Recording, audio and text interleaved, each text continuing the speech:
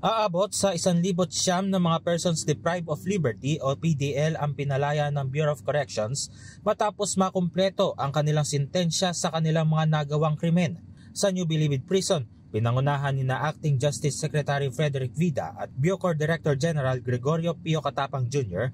ang pagpapalaya sa mga nasabing PDL. Ayon kay Acting Secretary Vida, magandang pagkakataon ang pagpapalaya sa mga PDL ngayong nalalapit na ang Kapaskuhan. Ngayon po ay makakasama nila ang kanilang mga mahal sa buhay pagkatapos nila pagdaanan yung proseso.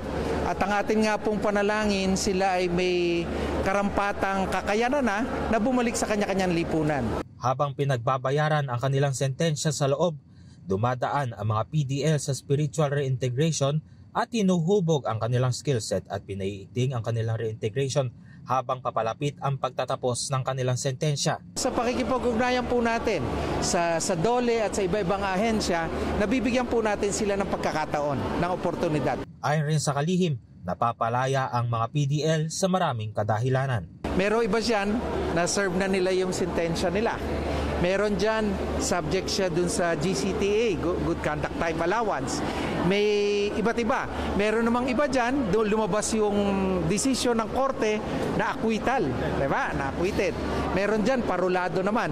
May iba-ibang proseso.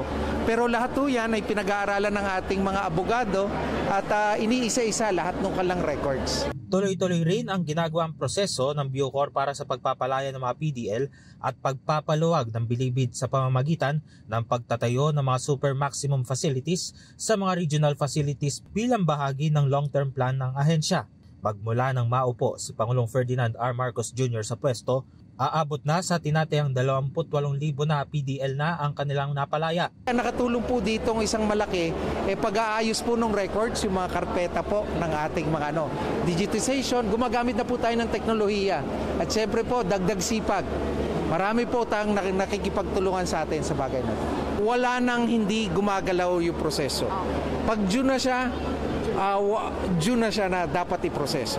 Sa kanilang paglabas, may pabaon rin ang Bucor sa mga bagong laya. Meron silang pera pang transportation, and then may yung documents sila, hawak-hawak nila, and then pwede silang mga referral letters na pwede sila mag-apply pag uwi nila kay mayors, kay governor, DSWD, test the skill, and then kung gusto nila mag-apply ng trabaho sa DOLE naman.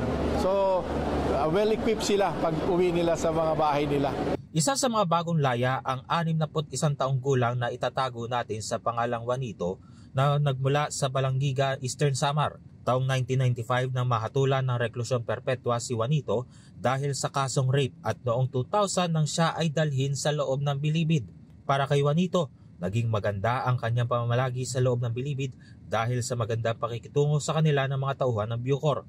Labis ang kanyang kagalakan dahil matapos ang 3 dekada ay muli niyang mararanasan ang maging malaya. Sobrang saya po na makakapiling ko ng aking mga mahal sa buhay sa malayang lipunan. Sa loob ng kulungan yung pinanghawakan ko yung pagsunod, pagsunod para makamit ko yung pagbabago. Yung mga itinuro sa akin ng mga nakasama kong pari. Ayun, naging malakas ang aking loob para harapin hanggang sa makamit ko itong panibagong buhay para makalaya. May pakiusap rin ang kalihim para sa mga taong datatnan ng mga bagong layang PDL. I-welcome sila at bigyan sila ng the second chance to living peacefully with their respective communities and with their respective loved ones. Sa paglaya ng mga persons deprived of liberty ngayong araw, dala nila ang mga aral na kanilang napulot sa loob ng piitan na magagamit para makapagsimula silang muli ng panibagong buhay.